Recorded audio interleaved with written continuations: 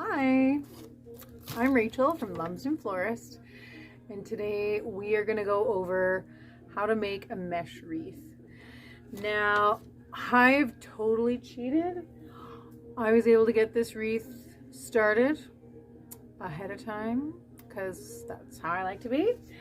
So I'm going to show you how to start from scratch, but your kit should include a wire frame with like wire twist tie type attachments, some sort of plush guy if you have gone that route. You'll have some assorted ribbon bits, handy dandy piece of cardboard, you're going to find out why, and some kind of ribbon. You will want to have a pair of scissors on hand, scissors that is going to be able to cut the mesh in the ribbon easily, because really that's all we're cutting. Ready to get started? So clear off your kitchen table. You do need a fairly decent amount of space for this. As you can tell, this wreath is big, and then we'll get right back at it. Okay, so I've got it set up now. This is the kind of wreath frame that you will have received. One thing I like to do is just pop the pieces up, straighten out.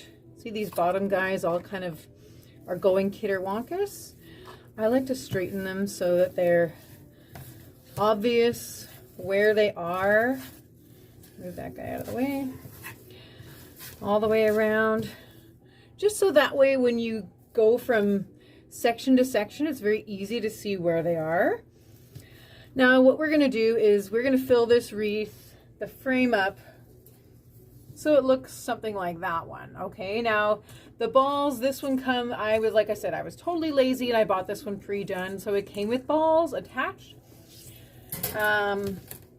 Typically I do it this way, but anyway, I was able to get those pre-made ones and I thought I'd give them a shot. But to start, you are going to want to choose a 10-inch. So I tend to get mesh either in a 20-inch roll or a 10-inch roll. Okay, now you can do either, but I like to do the main base of the frame with a 10-inch.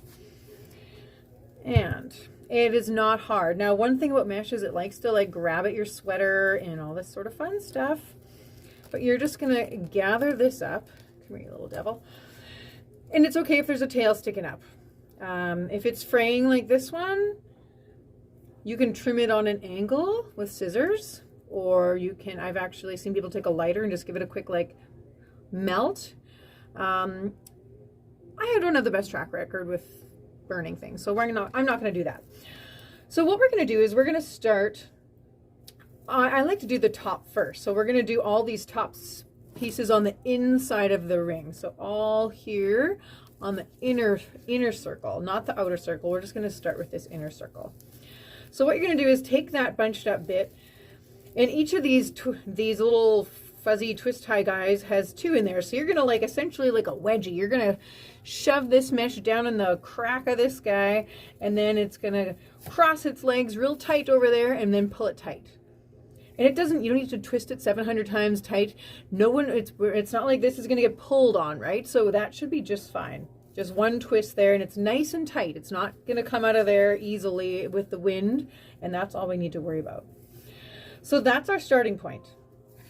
Now you're going to just simply gather another little bunch and go to the next two on here. And I'm going to scooch a couple of the things I have in the way out of the way, because you know, why not? And again, put that in there nice and tight and give it a twist. Perfect. Now I tend to, with the space, if you're wondering like, how did she do that? How much space is in this loop before I go to the next? For an easy reference, where's our handy cardboard? It's about as wide as the cardboard. Okay? Right? Easy. And then this goes in there like our little wedgie and a twist. And don't worry about like puffing this up as you go. You can if you want, but like typically I do not bother to puff it as I go because maybe I'm lazy. And again, we're going to make a little bundle there, a little bunch, and stuff it in the crack of this guy. Give it a twist. Again, you can puff it as you go. And so you're going to go all the way around this top until you get back to where you started. Oh. And then once you get here, instead of going back to this one that we've already done, you're going to jog down to the bottom. And then you're going to go all the way around the bottom. So I'm going to put you on a quick pause because I have someone in the store. Okay, I'm back. So as you can see, I went around. See, ta-da, I went all the way around. And I'm back where I started. So this is with my roll attached here. And you can see, I'm not going to go in this one that, you know, that end is in. See? I'm not going to go to there. I'm going to go down to the bottom now. So exactly the same that we've been doing this whole time. Oh, look at that guy. He's all ready for me. He says, I'll take that. Ha. Okay.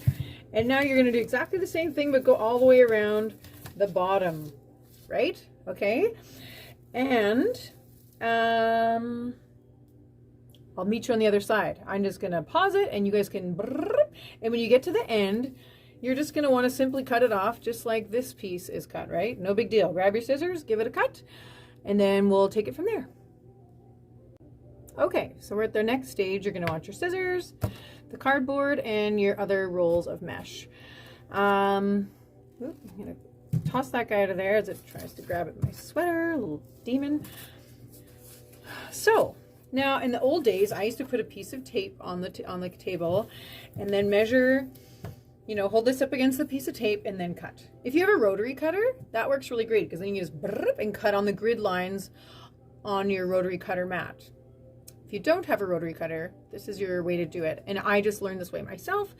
And anyway, what you're going to want to do, so simple when I discovered this way, set your cardboard on there. And then you are just going to simply roll the cardboard up like this. Kind of like fabric, you know, fabric comes on a piece of cardboard at the store. Anyway, and we're just going to stop it. I'm going to drop my roll on the floor and just roll it onto the cardboard. Now, sometimes I like to count and keep track of like how many I've got, and I didn't, so I'm going to do that now. 1, 2, 3, 4, 5 on this side, and 1, 2, 3, 4, 5, 6 on that side. So there, now I have 6 on both sides, which will give me a total of 12 pieces. I might do 1, 2 more flips just to give me a total of 8. Now, you can go ahead and cut that. Okay, now to cut, we want this size for both of these. So what we're going to do is stick your scissors in the cardboard, cutting on the outside all the way down. And you're going to want to hold this tight with your thumb and your finger there just to like keep it from falling off and causing problems. Sometimes even like gripping it and off the edge of the table helps. My scissors are like, oh my God, I don't want to have to cut this. Come on guys, you can do it. Sometimes it helps to do like, go halfway and then stop and come at it from the other side. Ah, success. Okay, so now carefully before this comes unrolled, I'm just going to turn it over there, just like that, and do the same thing on this side. My scissors, oh no you don't. I don't want to do that. Laziest scissors in town. I'm just going to pull this cardboard out there and see if that'll help make it a little easier or not. Slightly easier. I don't know about much. Come at it from this side.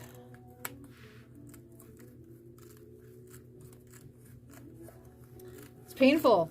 painful watching me cut this, isn't it? Just like, oh my God, I just want to take the scissors from her and I'm getting it. Ah, there. Ta-da. Okay, so we're going to set our fancy cardboard cutter aside. And now we have a nice stack of this color. Now I had 8 on each side, so just need to remember whatever amount you decided to do. Okay, I'm gonna set this guy over here. And now the important thing about what we're doing right now is, so these pieces, 16 pieces I have of this, is cut out of the 10-inch. I need to grab, whether you're working with the 21-inch or the 10-inch, grab another color of the same size for right now. So I have this red stuff, and so we're just going to do the exact same thing. Now, as you can tell, this guy wasn't quite cut straight whenever it last got cut, but that's fine. Close enough. Kind of get that a little bit tight on there. Okay, we're ready. So now that's 2 on each side. So 3, 4, 4.5, 5, 5.5, 6, 6.5, 7, 7.5, 8. I think that's right. Whatever, we'll find out. So, same thing as before. Get your scissors in there. We'll cut these guys. This kind is thinner than that other stuff, which was a little fatter. So my scissors are like, oh yeah, I can cut this better. Oh yeah, it's like, I do this all day. Maybe not quite. Quit showing off your scissors. Oh, I missed one little thread. There we go. Okay, turn that. Oh, I didn't cut the spool off. So I'll do that first. Sometimes it's easier if you do that. I have done it all together, but usually easier if you do it ahead of time. Okay, and then cutting in along this side. If you can see the look on my face right now, it's probably like, oh, you know, tongue's out. That's one thing I always get a kick out at workshops when you're the tricky part. How many people have their tongue out there? Come on, you. Makes me smile. Whew, we got her. Or my short, yeah, missed 1 or 2 little, there we go. Phew. All right, let's get our cardboard out of the way for a minute. So now I've got 2 different colors of pieces cut to the same length. And this is what we're going to do next. So you're going to take 1 piece of each color, and you see that naturally they just want to curl, one more so than the other. You can kind of like curl it there, like just like that. You can leave this guy as a big curl, you can curl him tighter to match the other guy, whatever. So I tend to like to make 2 little tubes, as you can see, curls, tubes, whatever you want to call them, and pinch them in the middle here. See that? And then you're going to take this to your frame. Now, I switched back to this frame because I want to use this silly frame I got pre-done up. So yours aren't going to have these stupid balls on the end, which honestly look ridiculous. And are probably going to be somewhat detrimental to me, but that's okay. And so what you're going to do is pretend that this is like just like the ties on yours. You're going to shove this guy in there, and obviously already there's stuff in there. And then you're going to just get it tight and twist. Okay, ta-da! That's all there is to it. And now you're going to go around your wreath. You don't have to put some of these in every single one, but you're going to want to add some colors all the way around. Now this wreath that I got doesn't even have wires everywhere like the one that you have, which is a lot nicer for you, not so nice for me. I'm gonna have to add a couple wires here to this guy. So luckily I happen to know where there's wires. And so another option, if you didn't want to make the tube curl noodly thing again, another way to do it is to see that there? Putting two corners together and then pinching, so that way you've got two sharp corners sticking out either side. I'm going to grab one of the red ones and do the same thing just to show you the difference. There. So the difference of the pokey edges versus the kind of round, there's the round tubies versus the pokey ones. So you could mix and match. Personally, I think it almost gets too busy if you mix and match. I would stick with one style or the other for whichever project. For this project, you know, next time make another wreath that is different. So I'm going to stick with this curly type, and I'm going to have the two in there, and you're going to stick it in your wires and twist tie. There we go. So you're going to want to keep doing that all the way around your wreath. So go ahead. You may not use all the pieces you cut. Sometimes like 8 of each is on each side is a little excessive. But give it a shot. Start. I am going to do mine fast. And pause, you guys. You can pause me, and then when you're all done with this color, push play again. All right, so once you have those done, we're gonna go for the 21-inch, if you have saw. If you just have the 10-inch, that's fine. You can just keep going with that. But I'm gonna show you with the 21-inch. And the reason you'll have different sizes is I don't always get a million kinds of every size. I get what I get, and we don't get upset. And so I'm just going to show you how to do both. So depending, you know, for future or for this, you'll know what different ways you can do things. And of course, there's always other ways of doing things. So if you find something that works for you, do it. This is not the only way to do it. But so these pieces here, I've already used the handy dandy high-tech cardboard tool to get these pieces cut. And so you're going to do exactly the same thing. Doesn't matter that it's not as long. You know, this is a 10-inch piece of cardboard, or I don't know, I didn't actually measure it. I just cut whatever was handy. And we're going to get this green guy going around there. Make a bunch of those. Come on. So this part's pretty obviously self-explanatory, right? We've all got this part down. I should be counting just so I have making this, because I'm going to put two together again, two different colors. So let's see, I got 1, 2, 3, 4, 5, 6. I mean 1, 2, 3, 4. Okay. Oh, and 5. Okay, so there's 5 on each side. I'm going to do 6 on each side. Oh, I'm almost at a green well. What the heck? We'll use it up. Look at that, eh? It was meant to be. Okay, same thing.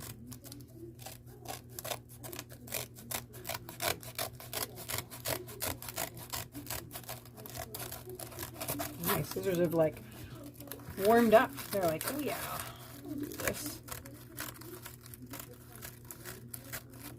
Whew. All right. I'm just going to remove this one that's still attached to that. I can take that off after.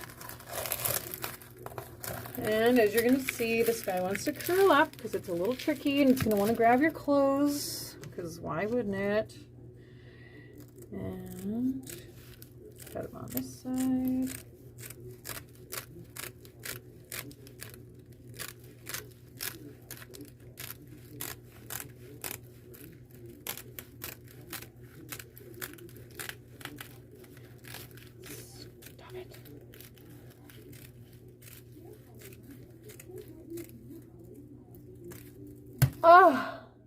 Okay.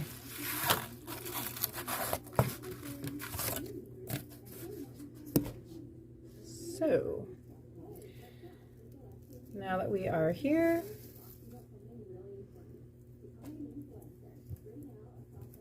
oh yeah, see I had one little funny piece there, which, oh whatever, I'll just leave them inside that one.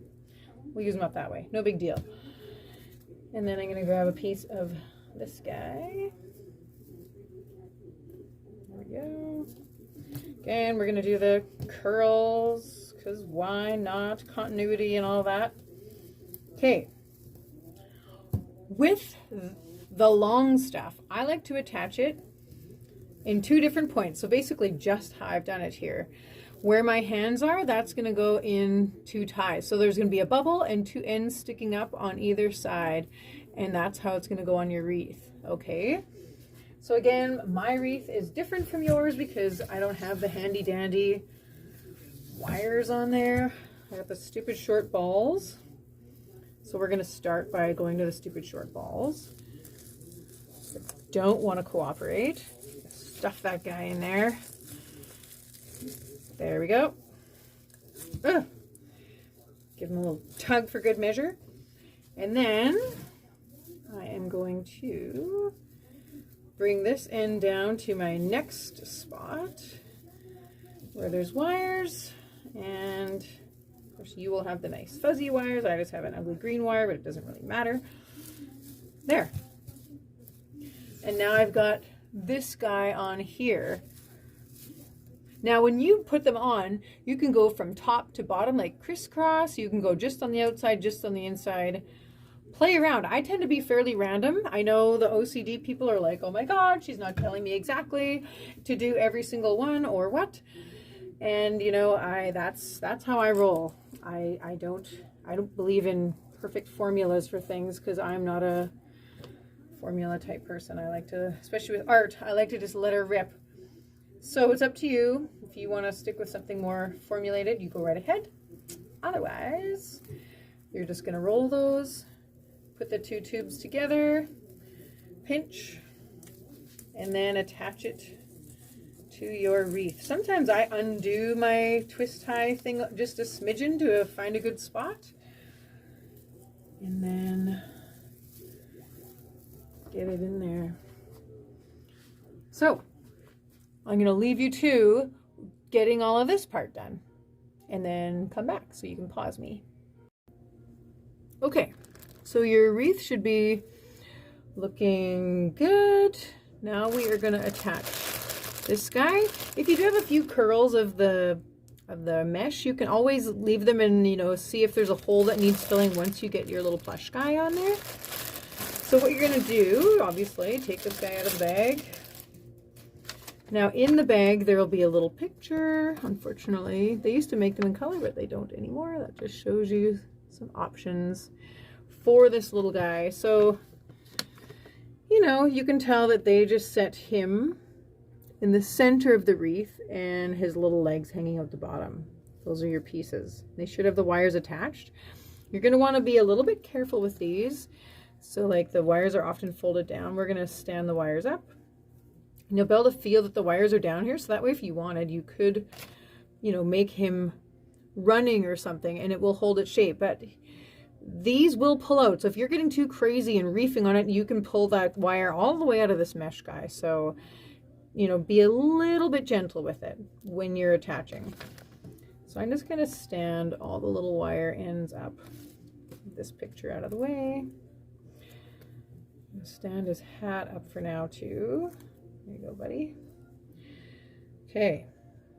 So sometimes scooch all these things over. Sometimes the best way to go about it is just to play around and set this guy in there. Oh, you little monkey. Now with the legs, I either do like it showed in the picture. You can kind of see him there. And yes, you can just kind of like shove them under there to see how it looks with them hanging out the bottom, right?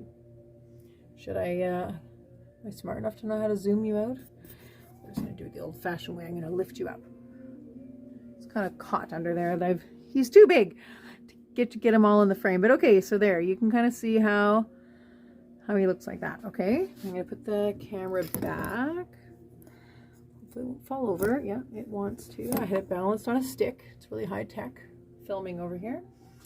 So if he stays in the middle there, and I kind of like him there, another way to do it is to put a bend in these legs, and scooch him out of the way for a sec, and put the legs kind of closer to the middle, so it looks like he's sitting in there. And you can't even like attach it with the legs crossed, so he's sitting there all cutie pie. Or I'll lift you up again.